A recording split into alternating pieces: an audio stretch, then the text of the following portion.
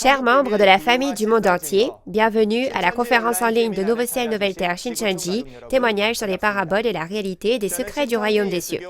Je suis Jae-hoon Kim de la tribu d'André de Nouveau Ciel, Nouvelle Terre Shincheonji, Église de Jésus.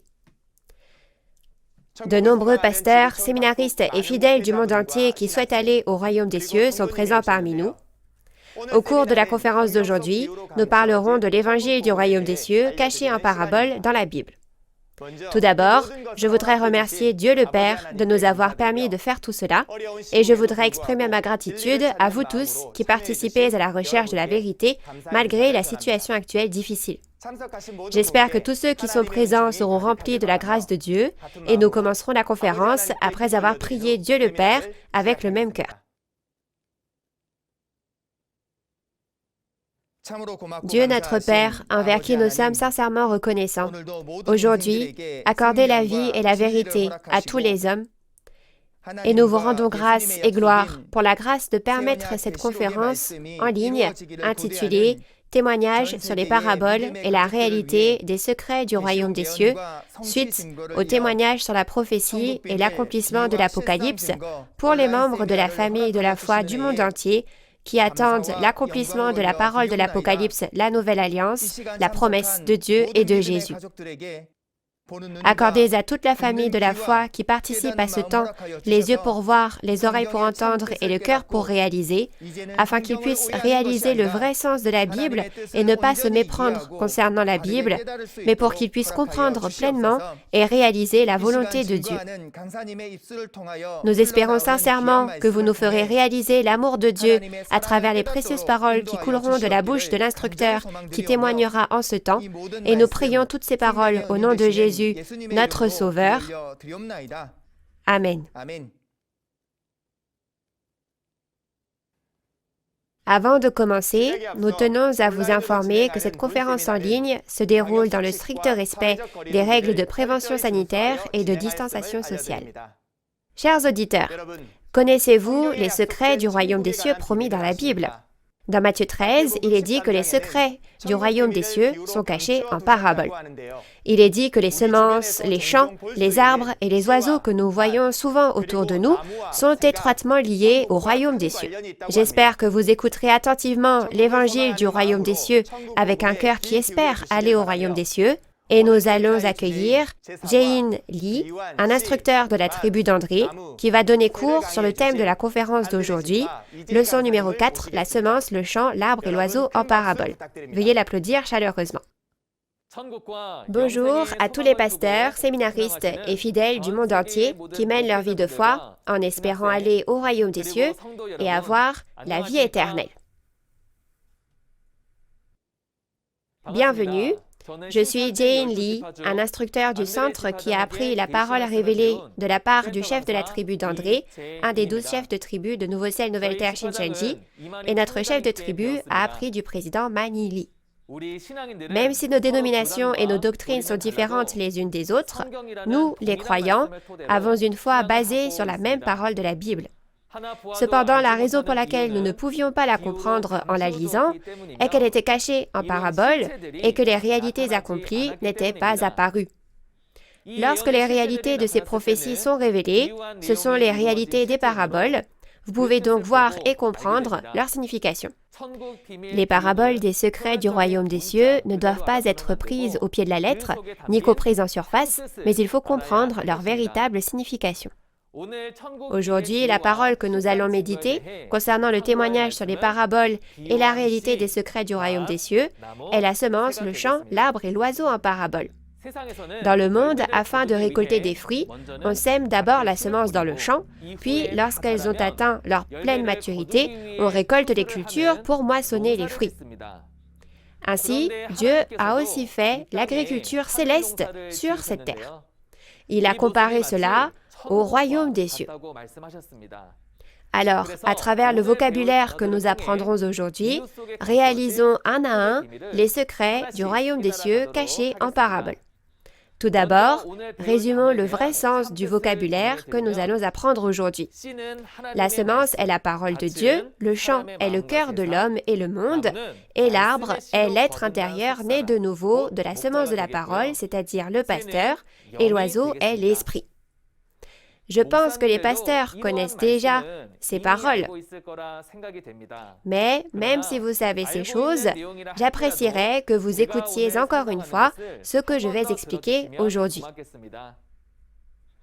Pourquoi Dieu a-t-il mis ces significations spirituelles dans la semence, le champ, l'arbre et l'oiseau que nous pouvons voir tout autour de nous?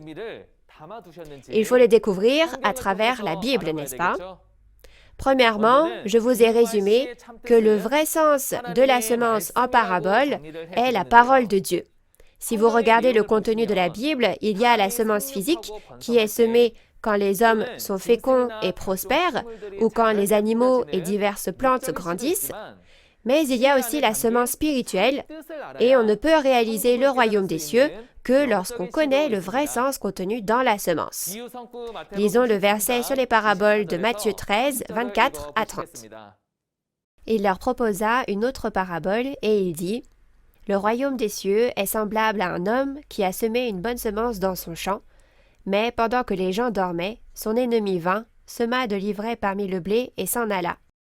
Lorsque l'herbe eut poussé et donné du fruit, l'ivraie parut aussi. Les serviteurs du maître de la maison vinrent lui dire « Seigneur, n'as-tu pas semé une bonne semence dans ton champ? D'où vient donc qu'il y a de l'ivraie ?» Il leur répondit « C'est un ennemi qui a fait cela. » Et les serviteurs lui dirent « Veux-tu que nous allions l'arracher ?» « Non, dit-il, de peur qu'en arrachant l'ivraie, vous ne déraciniez en même temps le blé. Laissez croître ensemble l'un et l'autre jusqu'à la moisson, et à l'époque de la moisson, je dirai au moissonneur, arrachez d'abord l'ivraie, et liez-la en gerbe pour la brûler, mais amassez le blé dans mon grenier. » Vous avez bien lu. Au verset 24, Jésus leur proposa une autre parabole, et il dit « Le royaume des cieux est semblable à un homme qui a semé une bonne semence dans son champ. » Le royaume des cieux est comparé à la façon dont les gens cultivent et travaillent la terre. L'important est que le royaume des cieux que nous, croyants, espérons, y est caché. À première vue, cela ressemble à l'histoire d'un agriculteur qui ensemence au printemps, fait pousser cette semence en été et la moissonne à l'automne. Et peu importe combien on se frotte les yeux et regarde, on n'y voit pas le royaume des cieux. Parce qu'il ne s'agit pas réellement de semences physiques qu'un agriculteur sème, mais de l'agriculture spirituelle en semant la semence spirituelle. Nous devons connaître donc le vrai sens caché dans les paraboles afin de réaliser le royaume des cieux que nous désirons. Alors, quel est le vrai sens caché dans cette semence dont Jésus a parlé?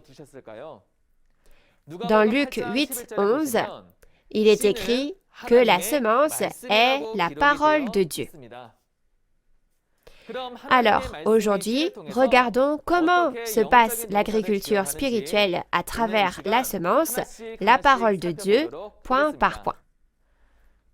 Tout d'abord, avant de connaître la véritable signification de la semence spirituelle, examinons les caractéristiques physiques de la semence. La première caractéristique est que la semence est la source de la vie. Il existe de nombreux êtres vivants dans le monde, y compris les hommes. Ces créatures sont différentes en apparence, mais assez étrangement, elles commencent toutes à partir d'une semence. Sa taille est très petite, mais elle peut devenir grande, car elle contient la vie à l'intérieur. En d'autres termes, la source de la vie commence par la semence. La deuxième caractéristique est que lorsqu'une semence est plantée, elle ne reste pas immobile. Quand le temps est venu, elle germe, puis grossit de plus en plus par la suite. C'est parce que cette semence créée par Dieu a la vie. Elle peut donc grandir et changer comme cela. Enfin, la troisième caractéristique est que l'on récolte ce que l'on sème. Il y a un vieil adage qui dit « Si vous plantez du soja, vous obtenez du soja. Et si vous plantez des haricots, vous obtenez des haricots. » Si du soja est planté, alors des haricots ne peuvent jamais pousser, car la génétique fait que vous récolterez ce que vous avez semé. Vous pouvez considérer que c'est la même logique que lorsque les hommes reçoivent la semence de leurs parents. Ils ont le nom de famille de leurs parents, tels que Duchemin, Dupont ou Durand, et ressemblent à leurs parents physiquement et au niveau de la personnalité. Il existe de nombreux types de semences avec ces caractéristiques physiques dans le monde. Cependant, pour la semence spirituelle que nous apprendrons aujourd'hui, il n'y a que deux types différents. Parce qu'il y a deux entités qui sèment ces semences, Dieu et le diable, il n'y a que deux types de semences spirituelles, la semence de Dieu et la semence du diable. Compte tenu de ces caractéristiques physiques, essayons de comprendre le vrai sens de la semence en parabole. Marc 4, verset 13 dit « Si vous ne comprenez pas la parabole du semeur, comment donc comprendrez-vous toutes les paraboles ?» En d'autres termes, il y a beaucoup de mots en parabole dans la Bible, mais puisque la semence en parabole est la parabole la plus fondamentale, nous devrions commencer par la semence et examiner chaque signification une par une, n'est-ce pas? Au verset 14, le verset suivant, il est écrit que le semeur ne sème pas une vraie semence physique, mais la parole. Jésus a expliqué ici, à travers la logique de l'ensemencement, que tout comme l'agriculteur va au champ et sème la semence, le pasteur de Dieu sème la semence aussi lorsqu'il va dans le monde et prêche la parole de Dieu. Alors, quel est le vrai sens de la semence en parabole? La réponse a déjà été trouvée, n'est-ce pas? Lisons ensemble les paroles de Luc 8, 11. Voici ce que signifie cette parabole. La semence, c'est la parole de Dieu. Dans Luc 8, 11, il est écrit que la semence est la parole de Dieu. C'est très facile, n'est-ce pas? Alors, moi qui prêche la parole ici, je suis diligemment en train de semer aussi en vous la semence de la parole. Donc, pour résumer, la réalité de la semence en parabole est la parole de Dieu. Comme je l'ai déjà dit, il y a des dizaines de milliers de types de semences dans le monde, mais il y a seulement deux types de semences dans la Bible. C'est parce qu'il y a deux entités spirituelles, Dieu et le diable. Ainsi, nous pouvons savoir que la semence qui est semée est aussi soit la semence de Dieu, soit la semence du diable, c'est-à-dire soit la parole de Dieu, soit la parole du diable. Si vous regardez le contenu de 1 Jean 3, 9 à 10, il est écrit que les enfants de Dieu, qui sont nés de la semence de Dieu, ne pêchent pas. Et au verset 10, il est dit que les enfants du diable, qui n'appartiennent pas à Dieu, apparaîtront aussi dans le monde. Alors, quelle est exactement la semence de Dieu? Dans Jean 17, 17, il est dit que la parole du Père est la vérité. La vérité immuable. C'est la semence de Dieu. Alors, la semence du diable, ce n'est pas la parole de Dieu, mais le mensonge, c'est-à-dire la fausse vérité donnée par le diable. Alors pourquoi ces semences sont-elles importantes pour nous? Si vous lisez Jean 1, 1, il est dit que cette parole est Dieu, et au verset 4, il est dit qu'il y a la vie dans la parole. Donc tout comme notre corps doit avoir la vie pour vivre, nous pouvons voir que pour que notre esprit vive, nous devons mettre la parole de Dieu qui contient la vie en nous.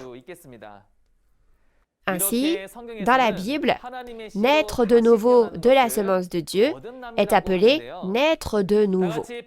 Lisons ensemble 1 Pierre 1, 23. Puisque vous avez été régénérés, non par une semence corruptible, mais par une semence incorruptible, par la parole vivante et permanente de Dieu. 1 Pierre 1, 23 dit que vous êtes régénérés, c'est-à-dire nés de nouveau, non d'une semence corruptible, mais d'une semence incorruptible, qui est la parole vivante et permanente. Alors, les mots des hommes n'ont pas la vie en eux. Il est donc difficile de changer quoi qu'on entende. Mais la semence spirituelle de la parole de Dieu est vivante et permanente. Ce n'est que lorsque nous mettons la semence de cette parole en nous que nous pouvons changer et renaître. La raison pour laquelle nous avons besoin de naître de nouveau est que si vous regardez Jean 3, versets 3 à 6, vous ne pouvez pas voir le royaume des cieux ni y aller, à moins que vous ne soyez nés de nouveau. C'est-à-dire que nous devons naître de nouveau pour voir le royaume de Dieu et y aller. Et puisque la semence de la parole de Dieu doit être en moi pour que je sois qualifié pour appeler Dieu Père et pour devenir une seule famille avec Dieu et vivre au royaume des cieux, un croyant qui espère le royaume des cieux et la vie éternelle doit absolument renaître de la semence de la parole de Dieu. Alors voyons ensuite ce que signifie réellement la deuxième parabole, celle du champ. Il a été dit que le vrai sens de la semence en parabole, que nous avons vu plus tôt, est la parole de Dieu. Alors la semence physique est semée dans le champ, mais où la semence spirituelle, la parole de Dieu, doit-elle être semée? Dans Luc 8, verset 15, il est dit que la bonne terre est un cœur honnête et bon. Le champ dans lequel la semence de la parole de Dieu est semée est donc le cœur de l'homme. Donc pour le dire simplement, nous devons écouter la parole de Dieu avec notre cœur et l'y garder, afin qu'elle puisse porter du fruit plus tard, n'est-ce pas? Et tout comme il y a de petits champs et de grands champs quand on regarde le champ physique, le champ spirituel a aussi le sens de monde à plus grande échelle.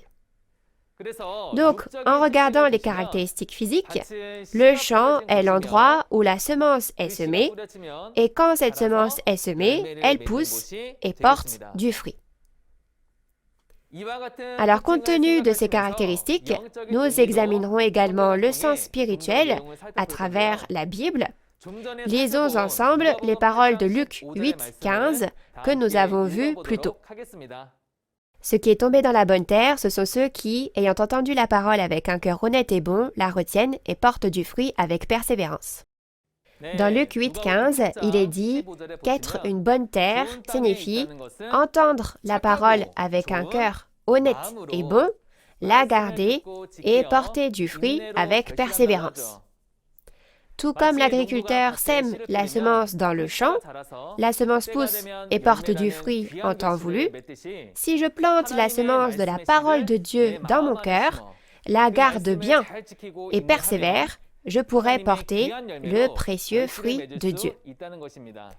Dans 1 Corinthiens 3, verset 9, l'apôtre Paul dit que vous êtes le champ de Dieu. Ainsi, nous pouvons voir que ceux qui reçoivent la parole de Dieu deviennent le champ de Dieu. Par conséquent, le sens du champ spirituel est le cœur d'une personne qui contient la parole, qui est donc la semence de Dieu. Et le champ avait un autre sens. Dans Matthieu 13, verset 38, Jésus a dit que le champ est le monde. Alors, quel genre de monde est-ce vraiment? C'est le champ où Jésus a semé, c'est-à-dire l'Église de Jésus, la chrétienté, où la parole de Jésus est semée. Si la semence de la parole est semée dans une personne, c'est le cœur d'une personne. Mais si les hommes ainsi ensemencés sont rassemblés un par un, deux par deux, et deviennent un grand champ, c'est le monde de la chrétienté, n'est-ce pas? Alors en résumé, le champ, c'est le cœur de l'homme et le monde. Alors maintenant, puisque nous avons examiné la signification de la semence et du champ en parabole, prenons un moment pour réaliser le royaume des cieux à travers le contenu d'aujourd'hui. Dieu a prophétisé à travers le prophète Jérémie, il y a environ 2600 ans, que l'agriculture céleste aurait lieu sur la terre, et il l'a accompli en semant la semence à travers Jésus 600 ans plus tard. Lisons tous ensemble Jérémie 31, verset 27. Voici les jours viennent, dit l'Éternel, où j'ensemencerai la maison d'Israël et la maison de Juda d'une semence d'homme et d'une semence de bête. Vous avez bien lu. Si vous regardez Jérémie 31, verset 27, vous pouvez voir que Dieu avait promis d'ensemencer la maison d'Israël et la maison de Juda d'une semence d'homme et d'une semence de bête, soit 2 types de semences. Alors, quand est-ce que toutes les prophéties de l'Ancien Testament seront accomplies? Au premier avènement de Jésus, 600 ans après cela, la semence d'homme et la semence de bête seront semées, donc cela s'accomplira. Si vous regardez l'explication de Jésus, Matthieu 13, 37 et ci-dessous, Jésus explique les paroles de la référence. Il est expliqué que celui qui sème la bonne semence est le Fils de l'homme, qui a semé la bonne semence dans son propre champ, c'est Jésus, et le sens de l'expression « Fils de l'homme » signifie qu'étant le Fils de l'homme, la bonne semence que Jésus a semée est la semence d'homme prophétisée à Jérémie. Et quand nous regardons le verset 38, où Jésus a semé cette bonne semence, nous voyons qu'il a semé dans son propre champ, appelé le monde, c'est-à-dire le champ de Jésus. Alors au final, son champ dans lequel Jésus a semé la bonne semence, c'est le monde de Jésus et la chrétienté, l'Église de Jésus, où se rassemblent les gens qui croient en Jésus, c'est le champ dans lequel la bonne semence est semée. Par conséquent, Jésus est venu prêcher la parole de vérité, la bonne semence, la semence de Dieu, dans l'Église de Jésus, la chrétienté. Mais le champ de Jésus n'a pas seulement été ensemencé avec la bonne semence. Pendant que les hommes dormaient, l'ennemi est venu et a semé de l'ivraie par-dessus. En réalité, même lorsque les mauvaises herbes l'ivraie sont complètement parvenues à maturité, elles ne contiennent pas de grains. Ainsi, bien que l'ivraie spirituelle puisse ressembler à de la bonne semence, n'est-elle pas fausse au final? Ainsi, nous pouvons voir que l'ivraie qui a été semée dans le champ de Jésus n'est pas la vérité, mais la fausse vérité. De cette façon, dans le champ de Jésus, Jésus a semé la bonne semence, la vérité, et l'ennemi a semé la fausse vérité, l'ivraie, par-dessus. Alors, si la bonne semence que Jésus a semée est la semence d'homme, l'ivraie semée par l'ennemi ne devient-elle pas la semence de bête? En regardant qui était dans la position de l'ennemi de Jésus en ce temps-là, les chefs religieux de l'époque qui ont persécuté et pointé du doigt Jésus étaient les scribes et les pharisiens. Dans Matthieu 23, verset 33, Jésus leur dit « Serpents, race de vipères » et il compare les scribes et les pharisiens à des bêtes. Donc, au final, leurs paroles deviennent la semence de bêtes. Alors, pour résumer, 2 types de semences sont semées dans le champ de Jésus, l'Église de Jésus, la chrétienté, et pousseront jusqu'à la moisson. Alors, puisque la semence a été semée de la sorte, le temps de la moisson ne devrait-il pas arriver le moment venu? Quand nous lisons Matthieu 13, verset 39, il est expliqué que cette période de la moisson a lieu quand? Il est écrit que c'est au temps de la fin du monde. Alors si nous nous souvenons que la fin de ce monde n'est pas la fin de cette terre sur laquelle nous vivons, mais la fin du monde de la chrétienté, le champ ensemencé, et que ce temps est le temps du second avènement de Jésus, nous pouvons voir que les paroles prophétiques de Dieu qui ont commencé par Jérémie dans l'Ancien Testament passeront par le temps du premier avènement et seront achevées au temps du second avènement. Alors, qui moissonne ses fruits au temps de la moisson? Si vous regardez le contenu, il est écrit que la moisson est faite par les anges.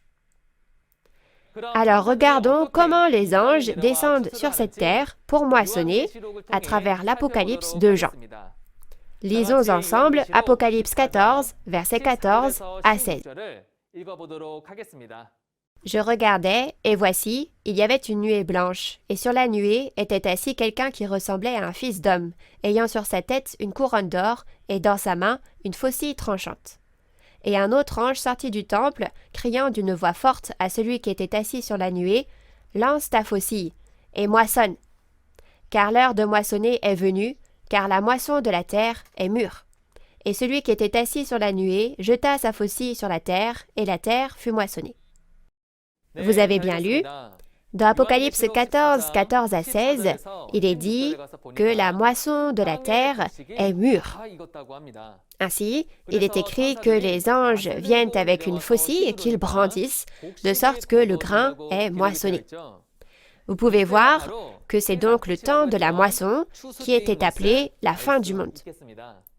Dans Matthieu 13, verset 28, les serviteurs s'approchent du maître et lui disent « Maître, veux-tu que nous arrachions l'ivraie » Et que dit le maître au verset 29 et 30 ? Il dit « J'ai peur qu'en arrachant l'ivraie, vous ne déraciniez en même temps le blé. Laissez croître ensemble l'un et l'autre jusqu'à la moisson. Plus tard, quand vient le temps de la moisson, ramassez d'abord l'ivraie et liez-la en gerbe pour la brûler, et amassez le blé et mettez-le dans la grange. » Ainsi, avant le temps de la moisson, les deux types de semences poussent ensemble dans l'Église de Jésus, la chrétienté. Avant le temps de la moisson, nous ne pouvons pas distinguer de quel type de semence une personne est née. Mais après que le temps de la moisson est arrivé, nous pouvons dire si une personne est née de la semence de Dieu ou de la semence du diable. Alors regardons comment les gens qui sont nés de la semence de Dieu et ceux qui sont nés de la semence du diable se distinguent pendant la moisson. Matthieu 13, 38 dit que le blé né de la bonne semence sont les fils du royaume, et ceux qui sont nés de l'ivraie sont les fils du malin. Donc, si deux types de semences ont été semées dans le champ de Jésus il y a 2000 ans et ont poussé jusqu'à ce jour, Jésus a-t-il dit que les deux, le blé et l'ivraie, seraient moissonnés? Non. Alors, qui les anges moissonneurs vont-ils moissonner en ce temps de la moisson? Vous pouvez voir que les fils du royaume des cieux qui sont nés de la semence de Dieu sont moissonnés dans la grange par des anges quand vient le temps de la moisson. Alors, où est l'ivraie, soit ceux nés de la semence du diable? Oui, il ne reste plus que l'ivraie dans l'Église de Jésus, la chrétienté, le champ que Jésus a ensemencé. Même s'il y a 100, 1000 ou 10 000 hommes qui sont nés de l'ivraie, ils ne valent pas un seul croyant comme du bon grain né de la semence de Dieu, n'est-ce pas? Alors tous les pasteurs, séminaristes et fidèles qui écoutent maintenant la parole dans l'espérance du royaume des cieux, ne devraient-ils pas s'introspecter et se demander « Suis-je vraiment né de la semence de Dieu ou suis-je né de la semence du diable ?» Lorsque le temps de la moisson vient, Dieu promet d'envoyer des anges dans le champ de Jésus pour moissonner le blé, le bon grain, et l'amener dans la grange. Alors l'Église de Jésus, la chrétienté, le champ à moissonner au temps de la moisson, n'est-il pas devenu très grand? Il est partout dans le monde maintenant, n'est-ce pas? En conséquence, il y aura des endroits où la moisson a été faite par les anges moissonneurs, et il y aura des endroits où les anges moissonneurs ne sont pas encore arrivés. Alors même si c'est le temps de la moisson, n'y a-t-il pas des endroits où on ne sait pas que c'est le temps de la moisson? Cependant, lorsque vient le temps de la moisson, nous devons entendre la parole et la réaliser afin de pouvoir être moissonnés le plus tôt possible. Car au temps de la moisson, le résultat de ceux qui sont moissonnés et vont à la grange et de ceux qui restent dans le champ sans être moissonnés est soit le royaume des cieux, soit l'enfer. Donc lorsque vous entendez la nouvelle de la moisson au temps de la moisson, vous devez devenir les fils de Dieu et entrer dans le royaume des cieux et dans la vie éternelle. Dans Apocalypse 14, verset 4, il est écrit que ce sont les premiers fruits qui appartiennent à Dieu et à Jésus, ayant été rachetés parmi les hommes, et sont ceux qui suivent l'agneau, Jésus, partout où il va. Alors au verset 1, ils sont rassemblés sur la montagne de Sion, où se trouve l'agneau, n'est-ce pas? C'est là la grange du royaume des cieux, où l'on rassemble le blé, le bon grain. Ensuite, je vais vous donner la conclusion concernant l'agriculture céleste. Selon la promesse de l'Ancien Testament dans Jérémie 31, verset 27, il est prophétisé que 2 types de semences seront semées dans un seul champ. Cette parole s'accomplit 600 ans plus tard au premier avènement de Jésus. 2 types de semences ont été semées dans l'Église de Jésus. La bonne semence, la parole de vérité, a été semée par Jésus, et la fausse vérité, comme l'ivraie, a été semée par les pharisiens, de sorte que ces 2 types de semences ont poussé jusqu'à ce jour. Alors, 2 types de semences sont toujours semées dans l'Église de Jésus, la chrétienté, soit le champ dans lequel Jésus a semé. Il doit donc y avoir ceux nés de la semence de Dieu et ceux nés de la semence du diable. Quand a-t-on dit que l'on pouvait les distinguer?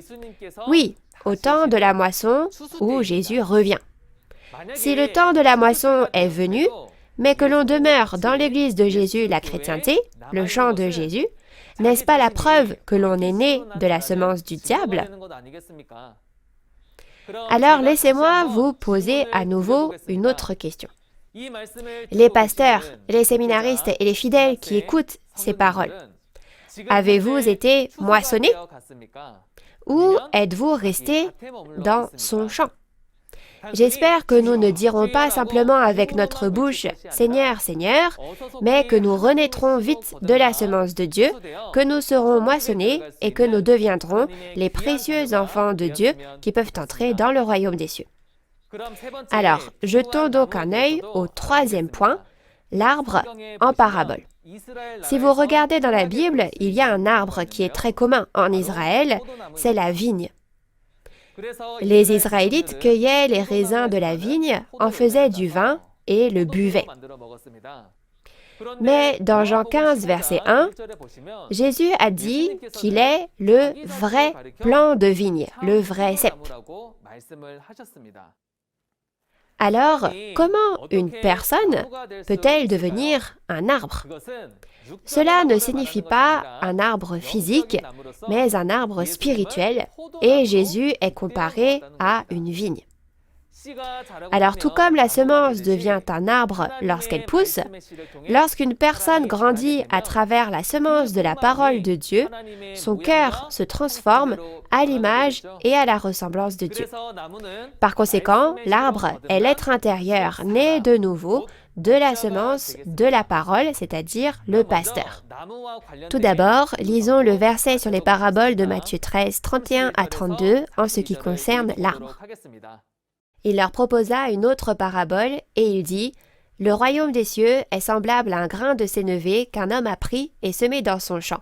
C'est la plus petite de toutes les semences, mais quand il a poussé, il est plus grand que les légumes et devient un arbre, de sorte que les oiseaux du ciel viennent habiter dans ses branches. » Vous avez bien lu.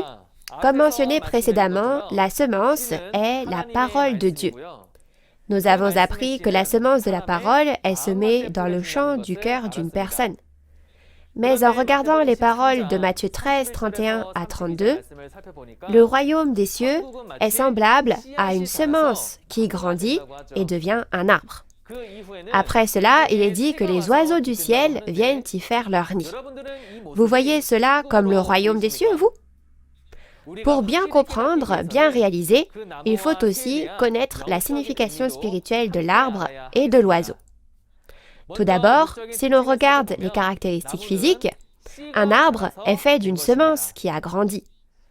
Alors sans semence, un arbre ne peut pas pousser, n'est-ce pas? Et quand il a fini de grandir, un oiseau peut se percher dessus. Et si vous regardez bien, un arbre a des branches et des feuilles aussi, et lorsqu'il a atteint sa pleine maturité, il porte des fruits. C'est le principe naturel de la nature physique. Compte tenu de ces caractéristiques, voyons ce que signifie l'arbre spirituel. Dans Ésaïe chapitre 5, verset 7, Dieu a comparé le peuple d'Israël à un vignoble planté de vignes et le peuple de Juda à des plantes, des arbres.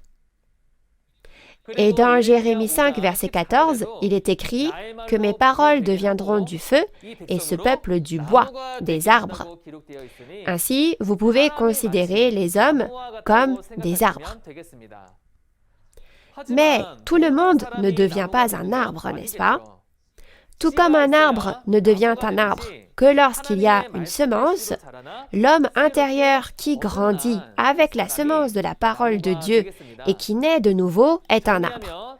En résumé, l'arbre est l'être intérieur qui est né de nouveau de la semence de la parole, c'est-à-dire le pasteur. Mais quand vous regardez un arbre, n'a-t-il pas des branches, des feuilles et des fruits aussi? Premièrement, si nous regardons la branche physique, la branche est toujours attachée à l'arbre. Si Jésus était un arbre, alors qui étaient les branches qui étaient toujours attachées à Jésus? C'étaient les 12 disciples de Jésus qui étaient toujours avec lui partout où il allait. Ainsi, la branche est le disciple qui est avec le pasteur.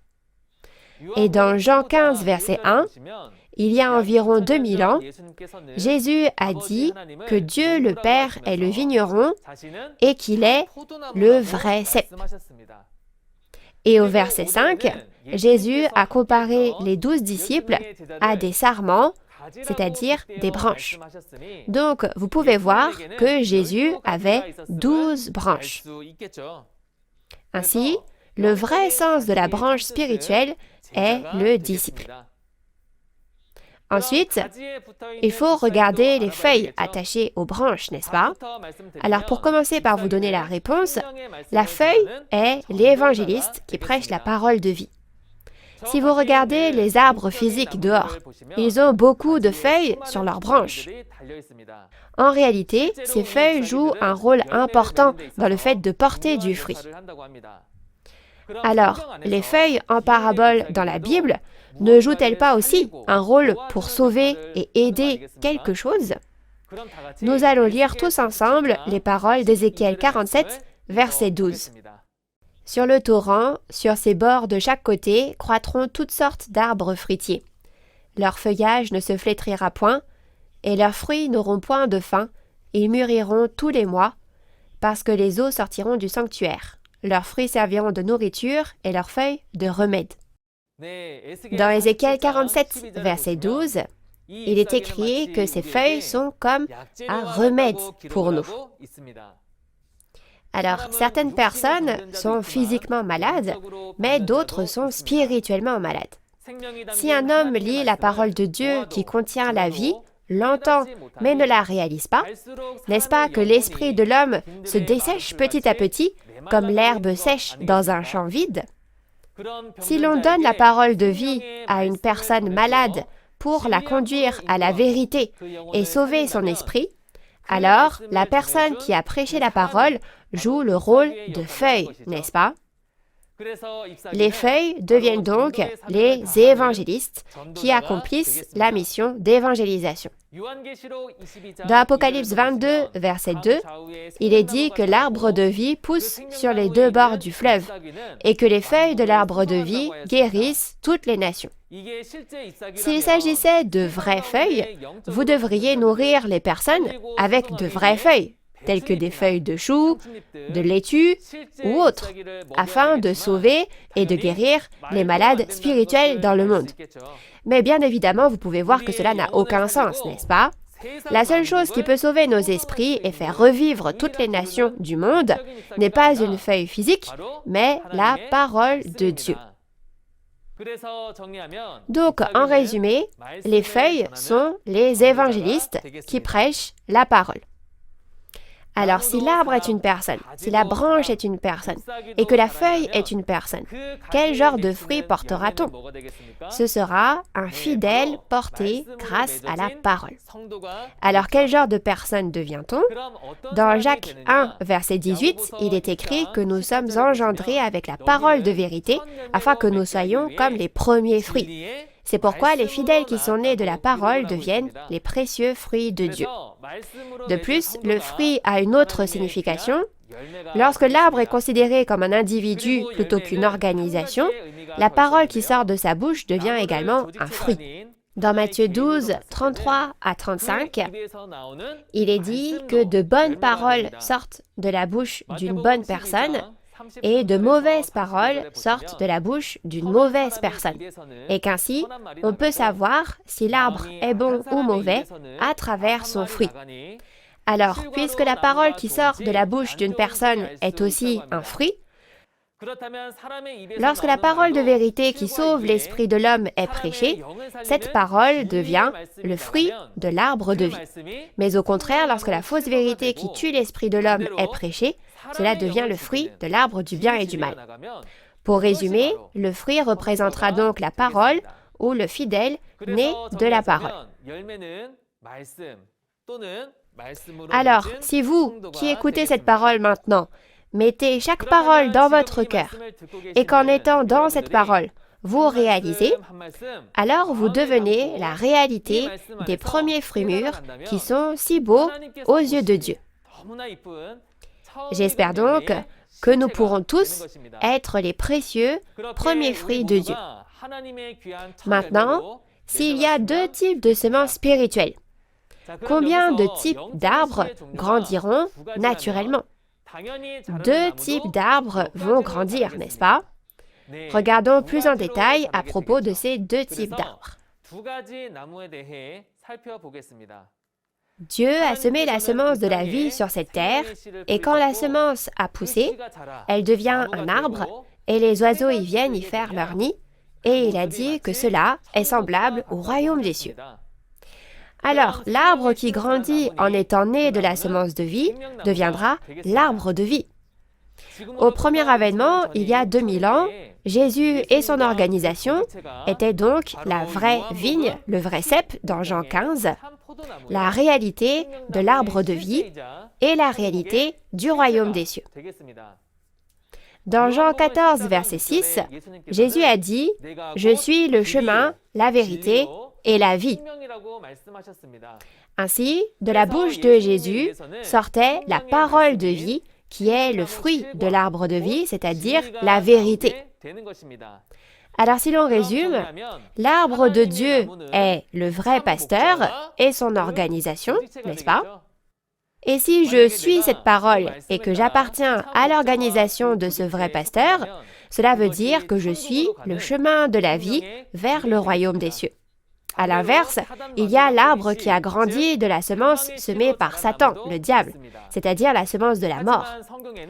Cependant, la Bible ne l'appelle pas l'arbre de la mort, mais la vigne sauvage ou l'arbre du bien et du mal, n'est-ce pas? Dans Deutéronome 32, versets 32 à 33, il est dit que leur vigne est la vigne de Sodome, leurs raisins sont des raisins empoisonnés, leurs grappes sont amères, et leur vin est le venin des serpents, le poison cruel des aspics. Alors, si la vigne est une vigne sauvage qui contient du poison et que vous en mangez, vous mourrez à coup sûr, n'est-ce pas?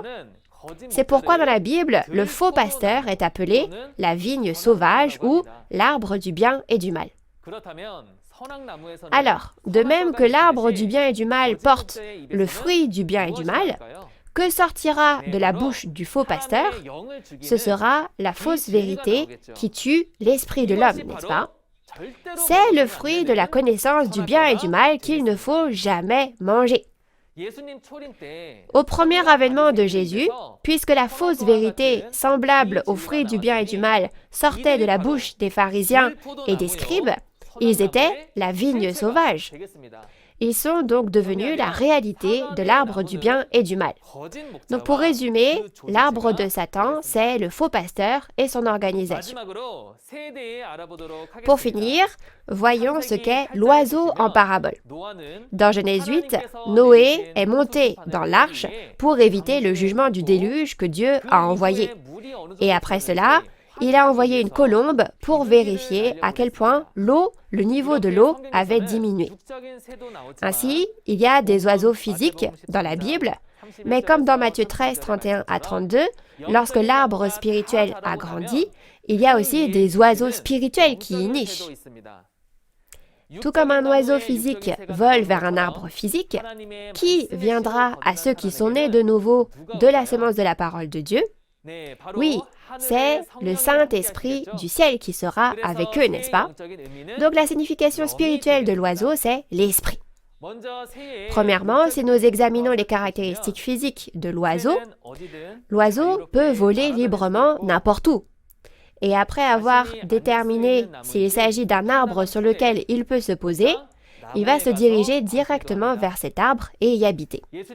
Jésus a dit que l'apparence des oiseaux nichant dans un arbre est semblable au royaume des cieux.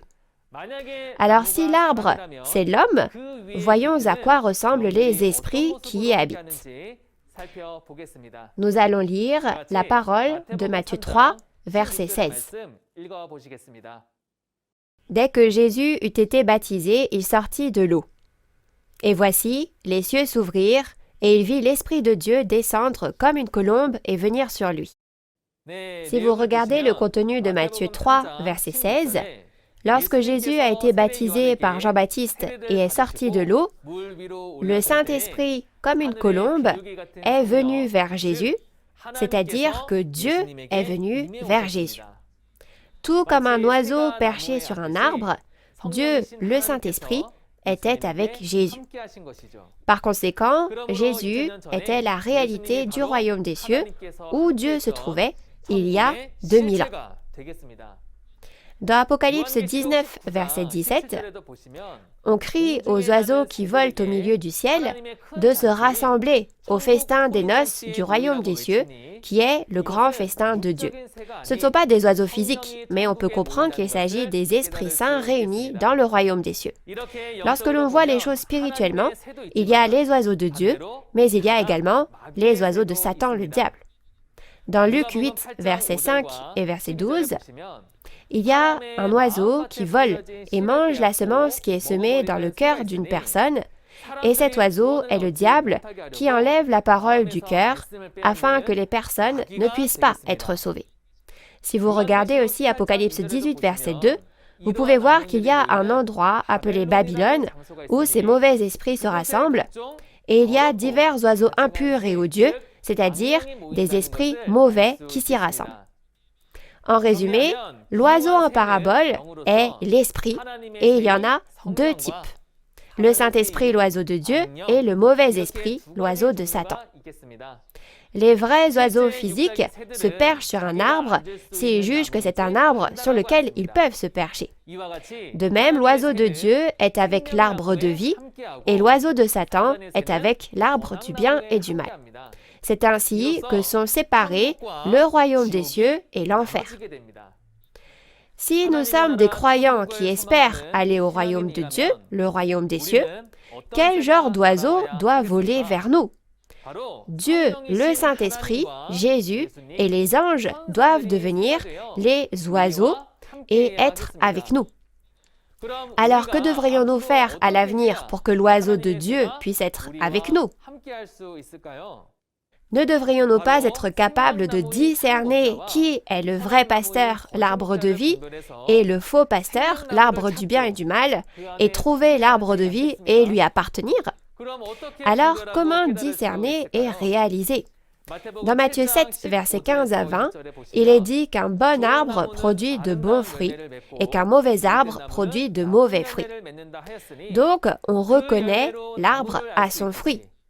Cela veut dire que par la parole qui sort de la bouche du pasteur, on peut reconnaître si c'est un arbre appartenant à Dieu ou si c'est un arbre du bien et du mal appartenant à Satan le diable. Ainsi, la parole de vérité qui est le fruit de l'arbre de vie sort de la bouche du vrai pasteur qui est l'arbre de vie. Alors nous qui écoutons cette parole, nous saurons que nous ne pourrons accéder au royaume des cieux et à la vie éternelle que lorsque nous ferons partie de l'arbre de vie, le vrai pasteur, en distinguant et en réalisant, à travers la parole de vérité, les deux types d'arbres, soit les deux pasteurs appartenant à deux types d'entités. Nous allons résumer ensemble le contenu de la leçon d'aujourd'hui.